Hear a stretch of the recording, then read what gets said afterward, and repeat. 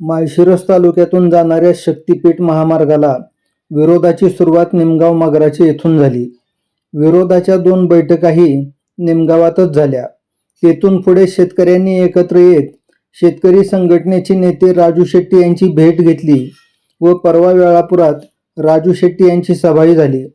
या सभेत शक्तिपीठ महामार्ग हा शेतकऱ्यांच्या मुळावर उठलेला महामार्ग असून त्याला कडाडून विरोध करण्याचे धोरण ठरवण्यात आले होते.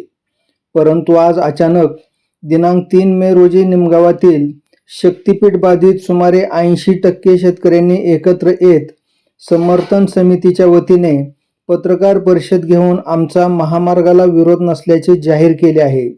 त्यामुळे शक्तिपीठ महामार्गाबाबत शेतकऱ्यांतच 2 गट पडल्याचे आता उघड झाले असून महामार्गाला विरोध करणारे शेतकरी मंगळवार दिनांक 5 मे रोजी पत्रकार परिषद घेऊन आपली भूमिका जाहीर करणार आहेत. समृद्धी महामार्गाला सरकारने शेतकऱ्यांना 5 पट नुकसान भरपाई दिली होती. मात्र शक्तिपीठ महामार्गाला 10 पट नुकसान भरपाई दिल्यास आम्ही महामार्गाला विरोध करणार नाही.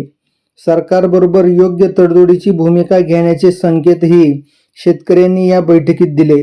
याबाबत लवकरच मुख्यमंत्री देवेंद्र फडणवीस यांना निवेदन देणार असल्याचे त्यांनी सांगितले. आज निमगावमध्ये घेण्यात आलेल्या पत्रकार परिषदेमध्ये उपस्थित असलेल्या शेतकऱ्यांमध्ये तालुक्याच्या माळखांबी, गारवाड, निमगाव व वेळापूर गावातून आलेले बाधित शेतकरी होते.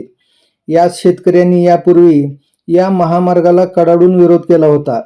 त्याबद्दल त्यांना विचारले असता शेतकरी म्हणाले, यापूर्वी विरोध करताना आम्ही या महामार्गामुळे होणाऱ्या फायद्याचा अभ्यास केला नव्हता. पण जसजसे आम्ही याबद्दल माहिती घेत गेलो तेव्हा समजले की या महामार्गामुळे शेतकऱ्यांना तोटा न होता फायदाच होणार आहे. तेव्हा आम्ही आमचा विरोध माघारी घेऊन आता समर्थन करत आहोत. आपल्या शेजारच्या शेतकऱ्याच्या शेतातून हा महामार्ग जात आहे. आता त्याला कोट्यवधी रुपये मिळतील याचे दुःख वाटत असल्यामुळे ज्यांच्या जमिनीत जात नाहीत अशा बोगस शेतकऱ्यांनीच या महामार्गाला विरोध सुरू केला आहे. त्यांनीच यामध्ये राजकारण आणले आहे.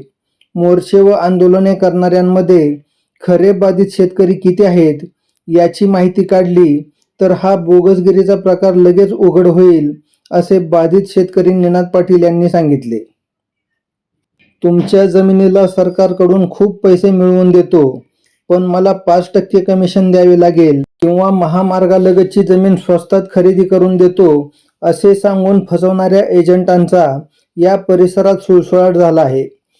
त्याचबरोबर तुमच्या जमिनीत फळझाडे असतील तर खूप मोठा मोबदला मिळेल अशा भूलथापा मारून शेतकऱ्यांना अनेक रोपे विक्रेत्यांनी भरमसाठ रोपे विकली आहेत. नुकसान भरपाईचे ज्यादा पैसे मिळतील या अपेक्षेने शेतकरी 2-3 वर्षे वयाची रोपे खरेदी करून आपल्या शेतात लावत आहेत. ज्या शेतकऱ्यांच्या जमिनी शक्तिपीठ महामार्गात जाणार आहेत त्या शेतकऱ्यांना सरकार आर्थिक मोबदला देणार आहे. परंतु ज्या शेतकऱ्यांना आर्थिक मोबदल्याऐवजी गेलेल्या जमिनी एवढी जमीन पाहिजे असेल त्यांना सरकारने माळशिरस तालुक्यातील शेती महामंडळाच्या शिल्लक असलेल्या 8,000 एकर जमिनीतील जमीन द्यावी अशी मागणी सामाजिक कार्यकर्ते भानुदास सालगोडे पाटील यांनी केली. 2-3 एकर शेती असलेले असे अनेक शेतकरी आहेत की ज्यांची सगळीच जमीन या महामार्गात जात आहे. अशा शेतकऱ्यांना टोल नाका परिसरात रोडच्या कडेला अधिग्रहित केलेल्या जमिनीमध्ये सरकारने व्यवसायासाठी जागा द्यावी किंवा अशा शेतकऱ्यांना किंवा त्यांच्या मुलांना शासकीय सेवेत सामावून घ्यावे अशी मागणी शेतकरी किरण पाटील यांनी यावेळी केली.